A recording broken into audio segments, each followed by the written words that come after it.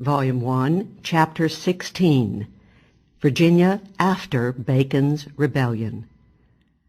The crushing of Bacon's rebellion had left Virginia itself in the control of the despotic Governor Berkeley and his Green Spring clique.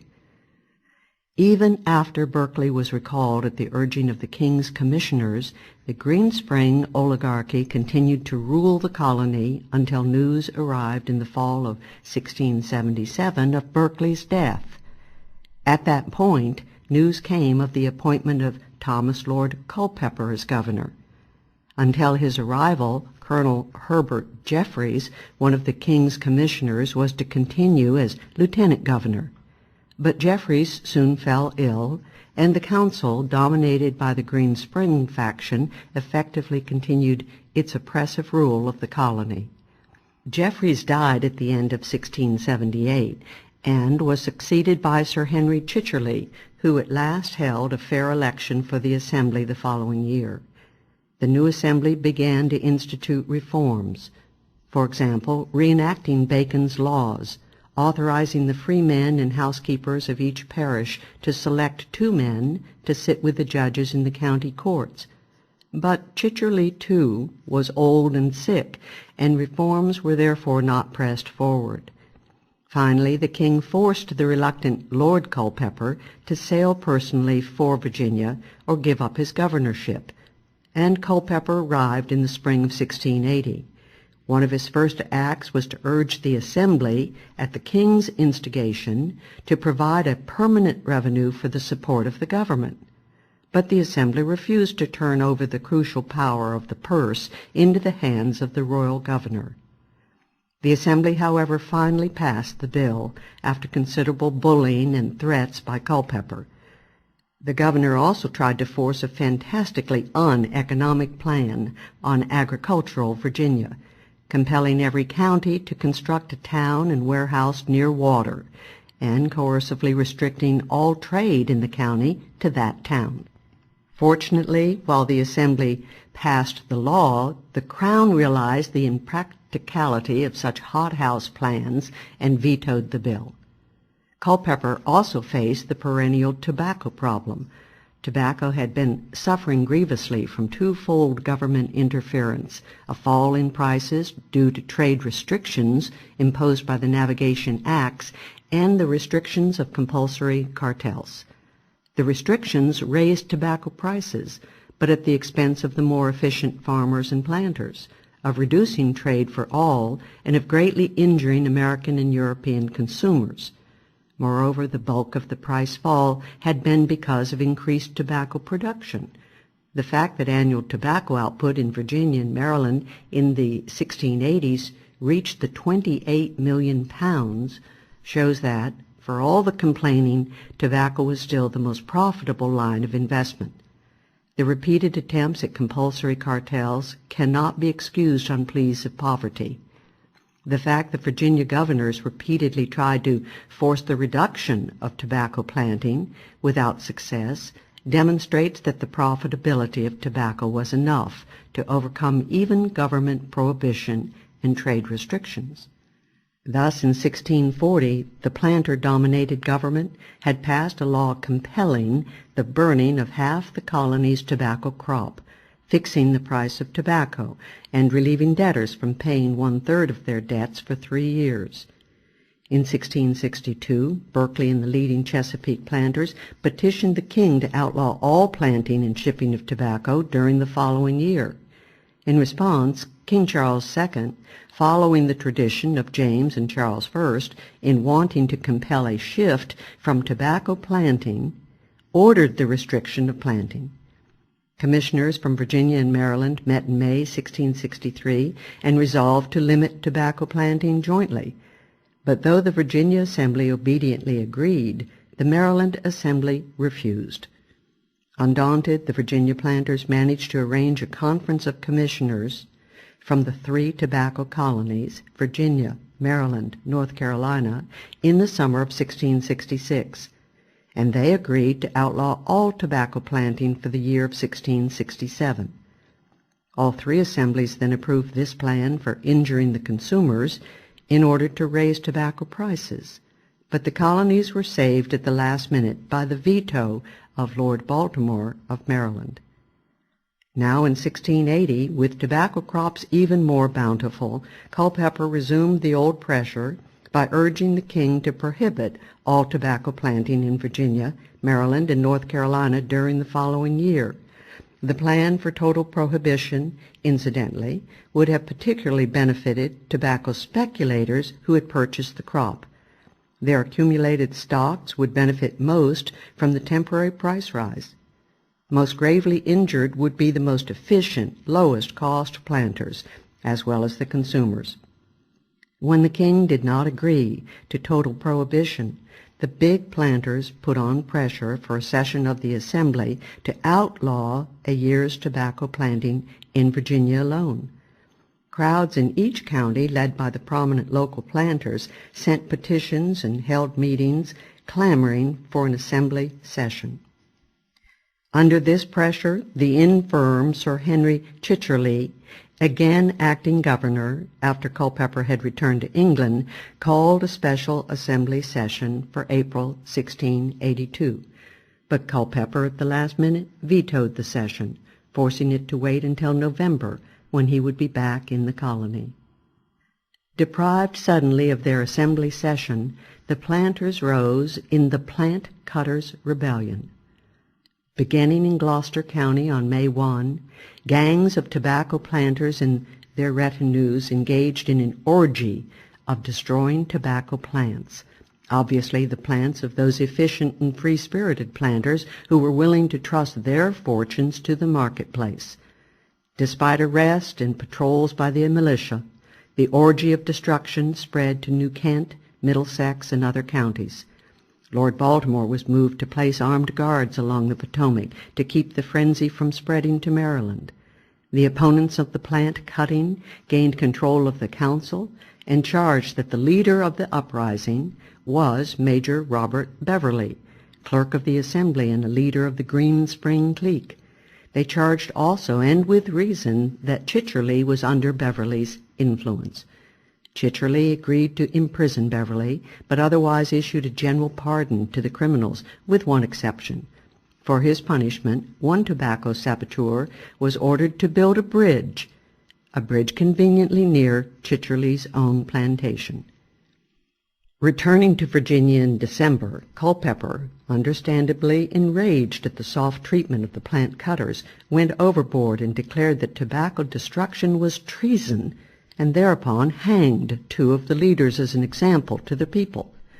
Culpeper showed good economic sense in keeping secret and thus suppressing the king's authorization to end tobacco planting. He realized that if the planting of tobacco were really excessive, the inefficient producers would soon shift to other industries. Lord Culpeper's troubles with Virginia were aggravated by his unpopularity. For Culpeper, along with Lord Arlington, had received in 1673 the proprietary grant of 31 years of quit rents and escheats in Virginia. He had not received the right to govern, but his gaining of the governorship had been an attempt to enforce his feudalistic proprietary claims. In 1681, Culpeper bought out Lord Arlington's share, but on being ousted by the king in mid-1683, he was happy in 1684 to sell his proprietary rights back to the crown in return for a royal pension of £600 a year for 21 years. But Culpeper's removal by no means meant the end of conflict in the colony. On the contrary, the appointment of the despotic Francis Lord Howard began a 4-year struggle in Virginia. Howard promptly launched a determined drive to exalt the royal prerogative over the Assembly and over the liberties of the Virginians. Howard demanded a law to authorize the governor and council to levy a high poll tax up to the sum of 20 pounds of tobacco. Such a bill would eliminate the need to keep returning to the Assembly for annual appropriations. The Burgesses, however, turned down the plan. Howard also wanted to revive the compulsory town building plan and disclosed the king's instructions to eliminate the cherished custom of allowing judicial appeals from the royally appointed General Court to the General Assembly. The change meant that the administration of justice was now completely under the control of the governor and his appointed officials, including the council. Furthermore, Howard, under royal instructions, demanded that the Assembly repeal all permission granted to county courts and parish officials to make local laws, and to replace it by insisting that all local laws receive approval of the central government. But the Burgesses failed to act on this proposal. The lower house, the House of Burgesses, was understandably disturbed at this comprehensive assault on their and Virginia's liberties, and a general struggle ensued between governor and Burgesses. Howard also refused to disclose his instructions, and thus to end rule by secrecy. When the Catholic James II succeeded to the throne in February 1685, a new issue arose to exacerbate relations between Lord Howard and the people of Virginia. For Howard was a Catholic, and he promptly proceeded to fire several officials of the colony and replace them with Catholics. To suppress the groundswell of criticism, Howard forbade all seditious discourses, and Colonel Charles Scarborough, a member of the House of Burgesses, was forcibly deprived of all his public offices. In addition, Howard persistently vetoed laws passed by the Assembly, persecuted its leaders, tried to bully it into meeting his demands.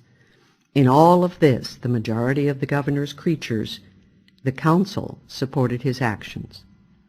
Another disturbing threat facing the House of Burgesses was use of the royal veto to impose laws, in effect by vetoing their repeal. The Burgesses sent a vigorous protest to the king against this practice, but the king countered by ordering Robert Beverley's removal as clerk of the House of Burgesses in late 1686, transforming the position into one appointed by the governor. Now that the main threat to Virginian liberties had become the crown and the royal prerogative, the displaced Greenspring clique, out of favor, shifted to take the lead of Virginians opposed to royal encroachments. The clique was now led by Robert Beverley and Philip Ludwell, and Ludwell assumed the leadership of the liberal popular opposition to royal tyranny in the council. Ludwell was expelled from the council by Howard in 1687, the year of Beverley's ouster. Howard also dismissed 2 other leading Burgesses from all public offices. Lord Howard raised fierce opposition by imposing a large fee of 200 pounds of tobacco for stamping official papers, and by shifting payment of quit rents from tobacco to the higher valued sterling. Furthermore, Howard quarreled with the Burgesses over the military. Howard naturally advocated a bigger militia, whereas the Burgesses wanted to relieve the colonists of the oppressive tax and resource burdens of the armed forces and urged disbandment of the troops of the colony. Howard also struck a grievous blow at local rights and assembly powers by personally decreeing repeal of permission given local courts and officials to make their own bylaws. After dissolving in disgust the Assembly at the end of 1686, Lord Howard determined to continue his rule while the Assembly met in session as little as possible. In early 1688, royal orders compelled Howard to call the Assembly in the spring to pass a law prohibiting the export of bulk tobacco.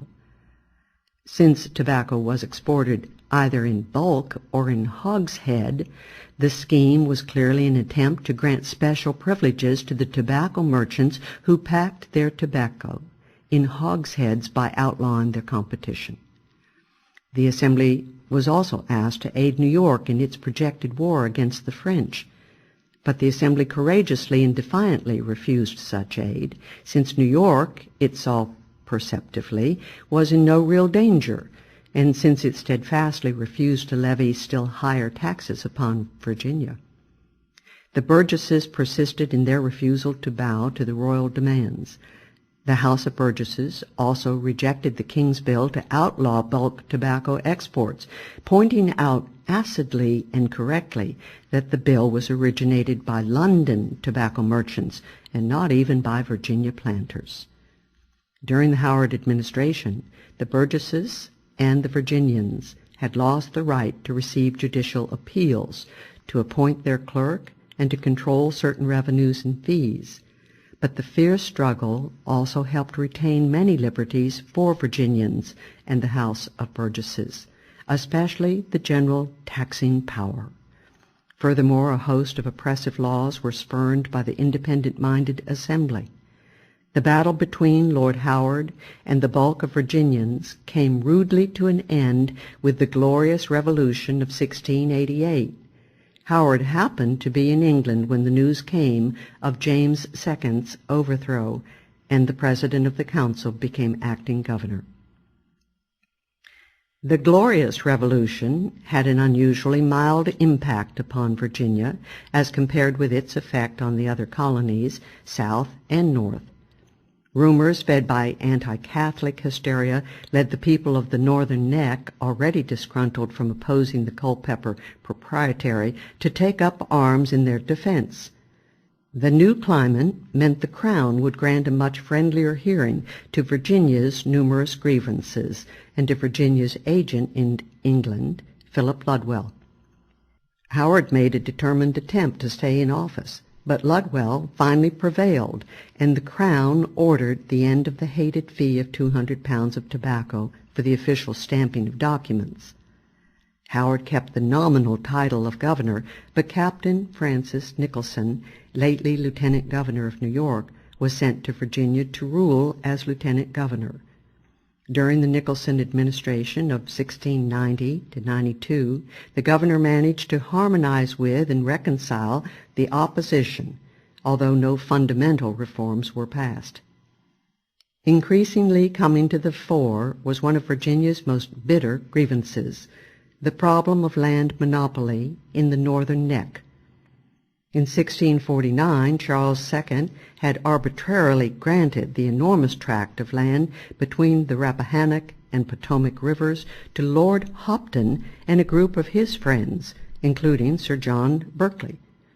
Hopton's circle now had proprietary control of revenues from the area, but not of political power.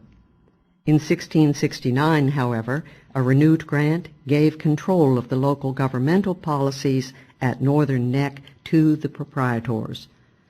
The proprietary menace to the Northern Neck could well have been ended when Lord Culpeper sold his proprietary claim to Virginia in 1684.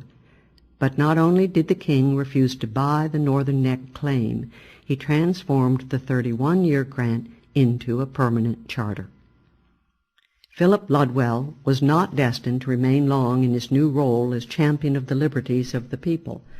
Ludwell joined the employ of Lord Culpeper as agent for managing the Neck, and soon Ludwell began to appoint government officials in the Neck area. In early 1692, Lord Howard resigned from his nominal post as governor of Virginia and was succeeded by Sir Edmund Andros, formerly head of the Dominion of New England, who now came to Virginia to assume the reins of power. Andros was an arch Tory, fond of the royal prerogative, and so he resumed all the oppressions and conflicts of the Howard era. Andros insisted on a forced town and port creation program, but this and another revived bill to prohibit the export of bulk tobacco failed to pass the House of Burgesses. The Burgesses also refused once more to send aid to New York, pointing out incisively that New York was not Virginia's first line of defense, and indeed that the Iroquois, staunch allies of New York, were a most severe threat to Virginia. Finally, however, in 1695, the Burgesses gave in to Andros's pressure and sent military aid to New York, paying for it by a temporary liquor tax. Andros also introduced a frightening new note into his struggle with the colonist, continued hints that Virginia land titles were really invalid. Nothing could have been better calculated to inflame the opposition of the landowners. One of the most important men in Virginia beginning in the 1690s was the Reverend James Blair, a young Scottish Anglican who had been appointed in 1689 as representative or commissary in Virginia of the Bishop of London. This was the first such appointment in America. Blair was instrumental in inducing the Assembly in 1691 to create a free governmental college, the College of William and Mary, rooted in the Anglican faith. Money for construction was raised from the Crown, and the bulk of the governing trustees were selected by the Assembly, which also paid its operating support. Reverend Blair received a life appointment as president from the Assembly and was so confirmed by the Bishop of London. Blair combined political, ministerial, and educational activities, assuming a seat in the council in 1694. He soon broke with Andros, who was apparently not theocratic enough for the young minister. Blair agitated for increased support for the established church, and King William and Queen Mary responded by asking the Assembly to pay the clergy in money or in tobacco valued at current prices.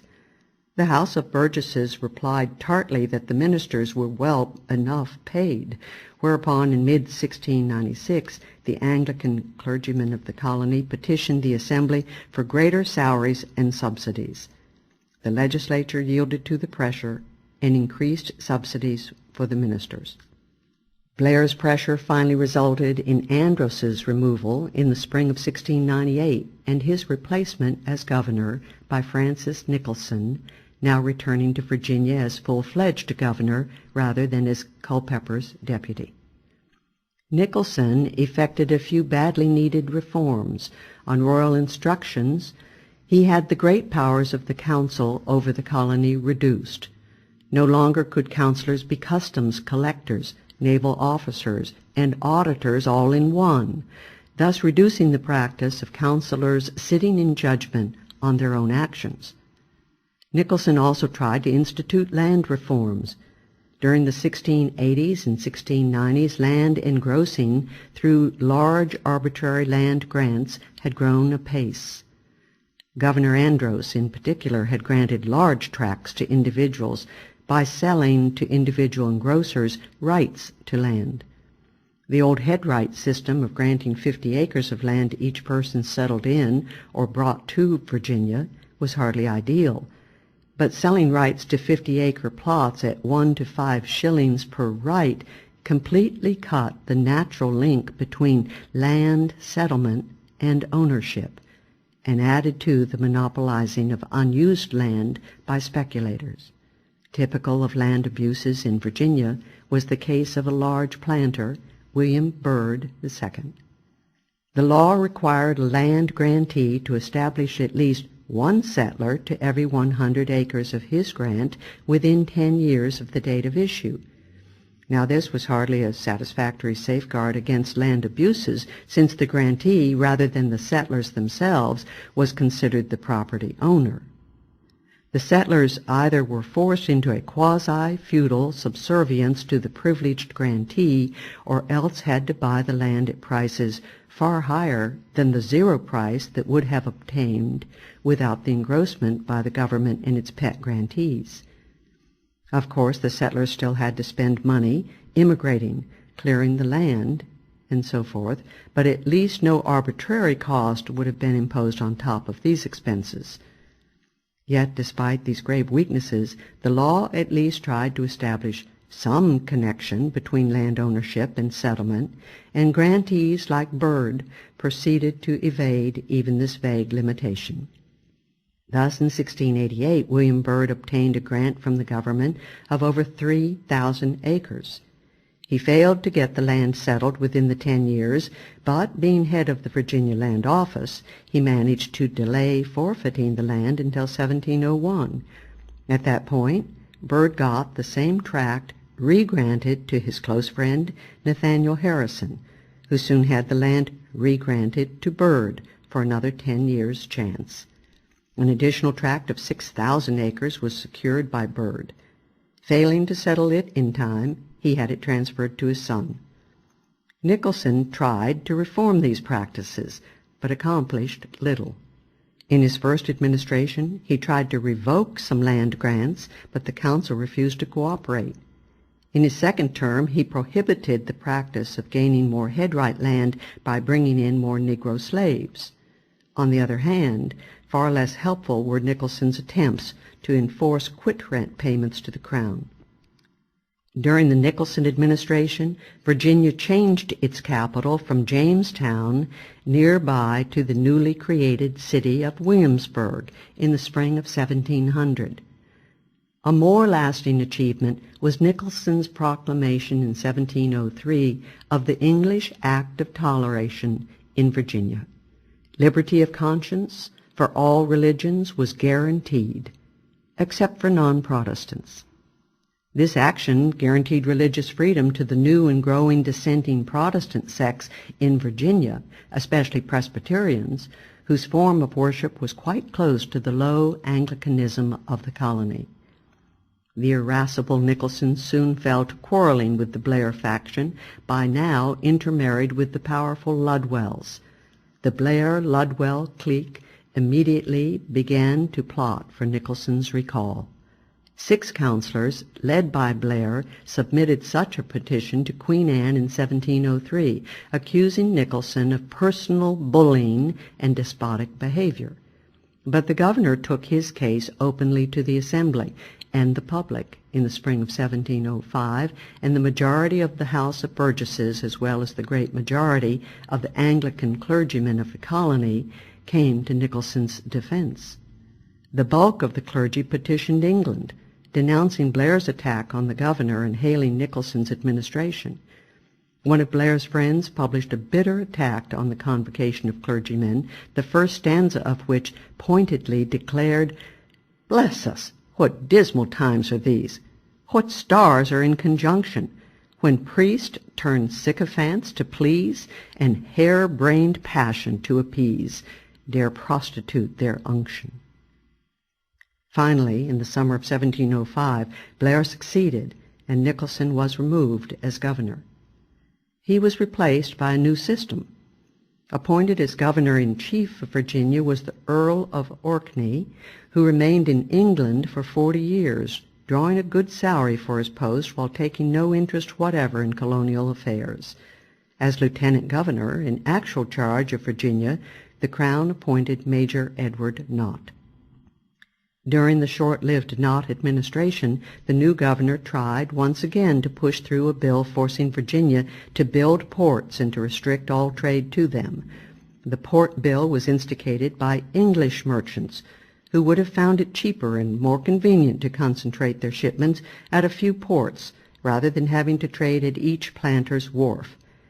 The Crown, however, disallowed the bill, and thus finally ended the menace of compulsory ports in Virginia. The Crown also became alarmed that Virginians were shifting from tobacco to cotton or wool raising and manufacturing. In the imperial mercantilist framework, the colonies were not supposed to compete with imperial manufactures. They were supposed only to supply raw material and then purchase the finished product from the mother country. The Board of Trade ordered Nott to discourage any cotton planting in Virginia. The big dispute of the Nott administration was over the established church. The oligarchic council, led by Blair, was anxious to put the Anglican Church on a more secure footing by raising ministers' salaries and securing greater tenure in office. Nothing was done, since the relatively liberal House of Burgesses had opposite objectives. One objective was to reduce the church oligarchy by periodically dissolving the ruling bodies of the church, that is, the vestries, which had become self-perpetuating bodies of church elders. Both parties deadlocked, and neither set of changes could pass, an impasse aggravated by the Anglican clergy's denunciation of the high-handed tactics of the Scot hireling Blair. The deadlock meant that the overwhelming majority of Anglican ministers in Virginia, those not officially inducted into office, held office only on the sufferance of the particular board of vestrymen. Nott died a year after his induction, and the next 4 years were politically uneventful, as the president of the council served as acting governor of the colony. While Virginia, in the decades after Bacon's rebellion, increasingly settled down to a rather placid oligarchic rule, one element in Virginia society persisted in being the reverse of placid about its condition. From Bacon's rebellion to 1710, the colony seethed with incipient and actual revolts by the Negro slaves. Being an oppressed minority of the populace, the slaves, in revolt by themselves and lacking mass white support, could not hope to succeed, and yet they continued to try to break through to freedom. In the early 1680s, the Virginia legislature was troubled enough to pass the Act for Preventing Negroes' Insurrections. Frequent meetings of Negro slaves were denounced as dangerous, as conspiratorial activity abounding under pretext of feast and burials. Yet, despite such precautions, slave revolts broke out in Virginia in 1687, 1691, 1694, 1709, and 1710, as well as in other years. The 1687 uprising was centered in Virginia's northern neck. The plan of uprising was uncovered and the leaders executed. The council, as a consequence, prohibited public slave funerals, which the rebels had used as their meeting ground. But this did not prevent the uprising of 1691, in which the slave Mingo, having escaped his master in Middlesex County, gathered a guerrilla band and attacked plantations, especially in Rappahannock County. By 1694, Governor Andros condemned the lack of enforcement of anti-slave rebellion legislation, thus permitting Negroes to run together in certain parts of the colony, causing assemblages so dangerous as to threaten the peace of the whole community. As Negro slaves increased in number after the turn of the century, threats of slave rebellion grew correspondingly. Early in 1709, a plot for rebellion by both Negro and Indian slaves in Surrey, James City, and Isle of Wight counties was uncovered. The court inquiry found that the late dangerous conspiracy was formed and carried on by great numbers of Negroes and Indian slaves for making their escape by force from the service of their masters, and for the destroying and cutting off such as should oppose their design. The revolt conspiracy was led by 4 slaves, Scipio, Peter, Salvador, and Tom Shaw. The following year, a slave revolt planned for Easter in Surrey and James City counties was betrayed by the slave Will, whose freedom was purchased by the Virginia legislature as a reward of his fidelity and for encouragement of such services. It was ironic that the informer should be rewarded with the very goal that the rebels were desperately trying to achieve, freedom. The 2 main rebel leaders were duly executed, said Lieutenant Governor Jennings, to strike such terror in the other Negroes as will keep them from forming such designs in the future.